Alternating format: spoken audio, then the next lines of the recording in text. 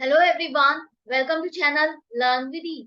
आज का टॉपिक है dissolution of a partnership firm, जिसमें हम सॉल्व करेंगे question number 4 chapter 6 DK Goyal की बुक से क्लास 12 अकाउंट्स के लिए। ऑनलाइन सेशंस अगर आप चाहते हो क्लास 11 और 12 दोनों के लिए है। इंटरेस्टेड स्टूडेंट मुझे व्हाट्सएप कर सकते हैं इस नंबर पर अपना नाम और क्लास। साथ में ही आप कुछ और डिटेल चाहते हो तो भी आप इसी नंबर पर व्हाट्सएप करोगे। आप मुझे फॉलो कर सकते हो Telegram channel learn with ease official पर। क्वेश्चन में बैलेंस शीट दी गई है ए और बी की 31 मार्च 2023 की, और प्रॉफिट शेयरिंग रेशियो उनकी 3:2। अब यहाँ पर दोनों पार्टनर फर्म को डिसॉल्व करना चाहते हैं। तो डिसॉल्व करने पर आपको क्या करना है, जितनी भी एसेट्स है उनको सेल करना है, लाइबिलिटीज को पे करना है, वो सारी इंफॉर्मेशन दी गई है। रियलाइजेशन एक्सपेंस कितने पे करे गए हैं, 1250 रुपए।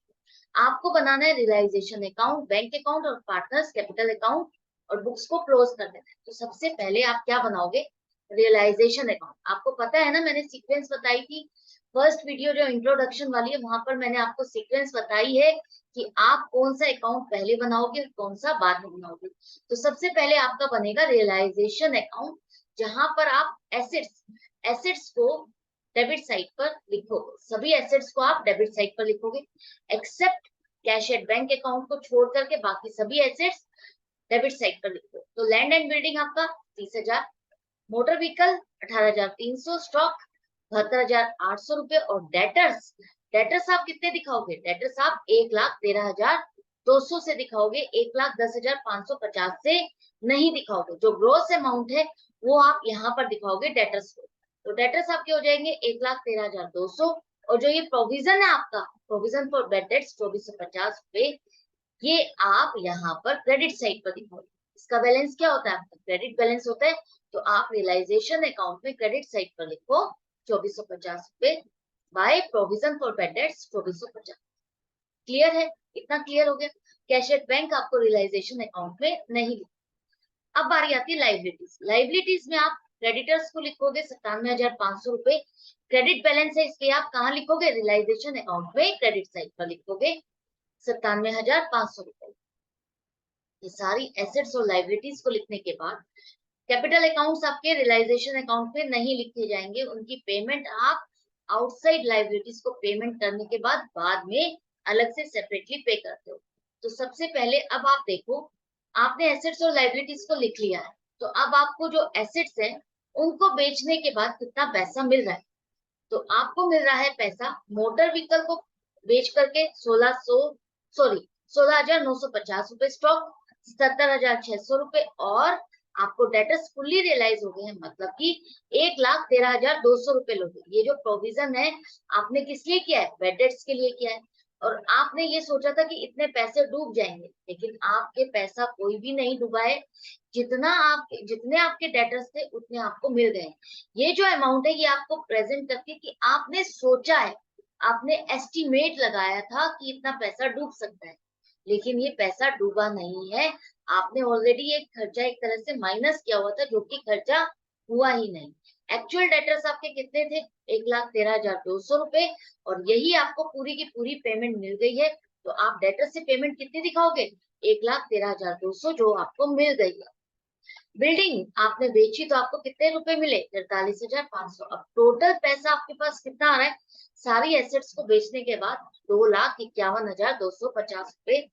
ये जो सेल प्रोसीड्स है एसेट्स को बेचने के बाद आप कहाँ लिखोगे। अब आपकी एसेट्स को आप क्या कर देते हो, क्रेडिट कर देते हो। बेचने पर आपकी एसेट्स नहीं रहेंगी, खत्म हो जाएंगी। तो एसेट्स आप क्रेडिट करोगे और बैंक अकाउंट आपका क्या हो जाएगा, डेबिट होता है, यही होता है ना।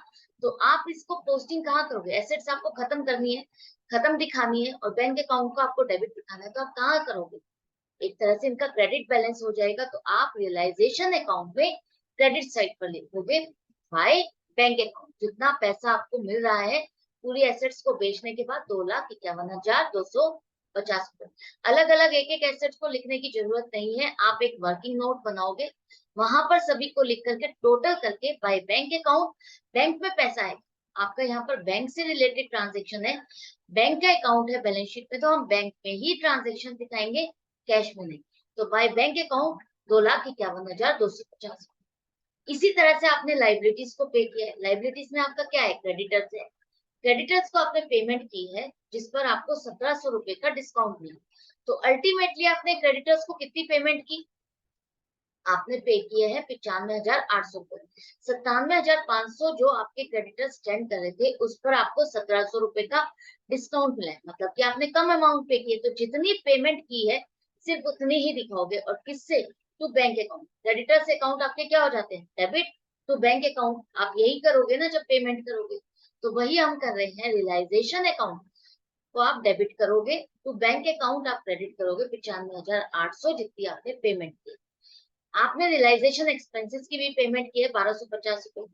वो भी आप कहाँ दिखाओगे, जितनी भी लाइबिलिटीज को पे कर रहे हो या खर्चे पे कर रहे हो, आप रियलाइजेशन में डेबिट साइड पर लिखोगे।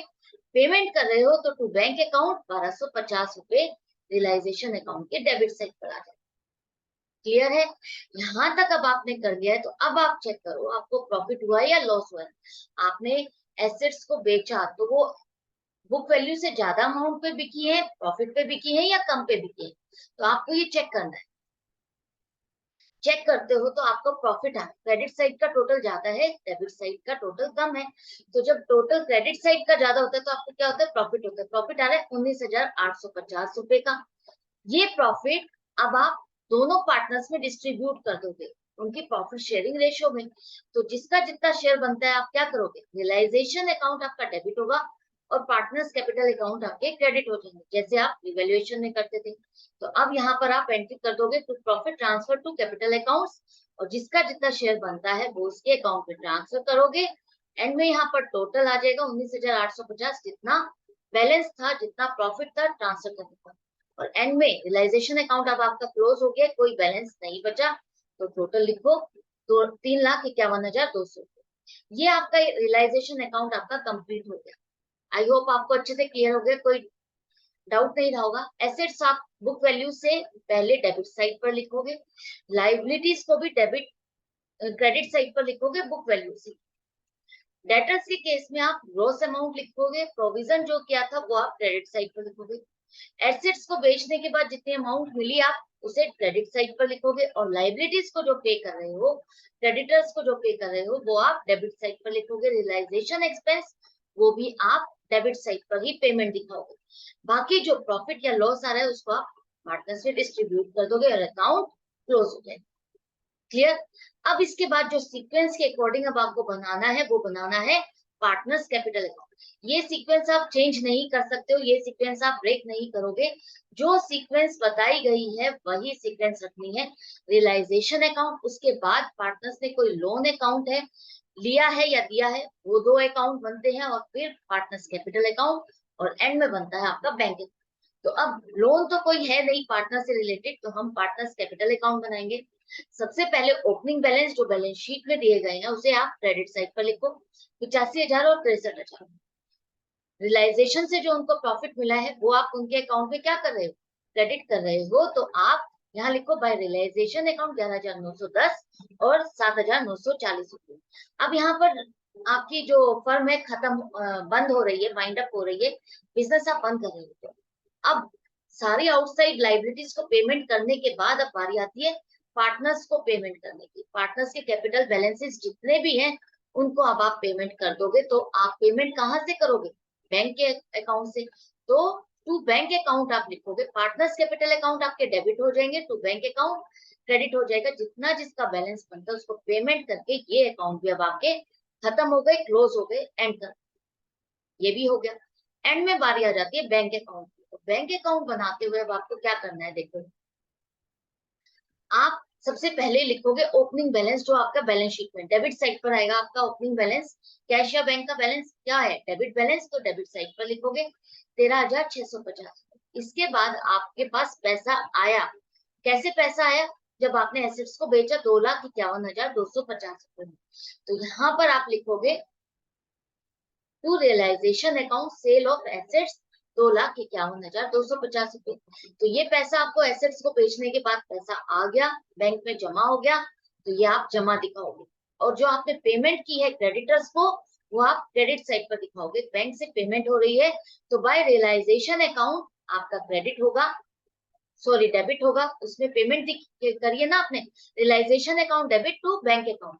तो क्रेडिटर्स को पेमेंट किए 95,800 रुपए और रियलाइजेशन एक्सपेंसेस आपने पे किए हैं 1250 रुपए। तो रियलाइजेशन अकाउंट आपका डेबिट हुआ टू बैंक अकाउंट आपका क्रेडिट हुआ 1250 रुपए। उसके बाद आपने दोनों पार्टनर्स को भी पेमेंट किए, याद रखना। तो बाय एज कैपिटल अकाउंट जो आपने उसको पेमेंट किए, एज कैपिटल अकाउंट आपने डेबिट किया टू बैंक अकाउंट 96,910 रुपए पेमेंट हो गई। ऐसे ही बाय बीस कैपिटल अकाउंट 70,940 रुपए, बीस capital account debit to bank account, ये आपकी जर्नल एंट्री बन जाएगी। तो ये आपने सारी पेमेंट कर दी। अब आप चेक करो कि आपका कोई क्लोजिंग बैलेंस आ रहा है। क्लोजिंग बैलेंस नहीं आएगा, आपका इन दोनों साइड का टोटल अब आपका मैच करना चाहिए, 2,64,900, 2,64,900। रिजोल्यूशन के केस में आप अपने क्वेश्चन को कैसे चेक करोगे कि आपका क्वेश्चन करेक्ट है, कंप्लीट है या नहीं है? जब आपका बैंक अकाउंट या कैश अकाउंट में कोई भी क्लोजिंग बैलेंस नहीं आए और आपका दोनों साइड का टोटल मैच कर जाए, तो आप समझ लो आपका क्वेश्चन करेक्ट है, कंप्लीट है, बिना मिस्टेक के। तो यहाँ पर हमारा ये क्वेश्चन कंप्लीट हो जाता है। आई होप आपको अच्छे से समझ में आ गया होगा। बेसिक एक स्टार्टिंग जो आपकी क्वेश्चन होता है वो आज हमने ये सॉल्व कर लिया है।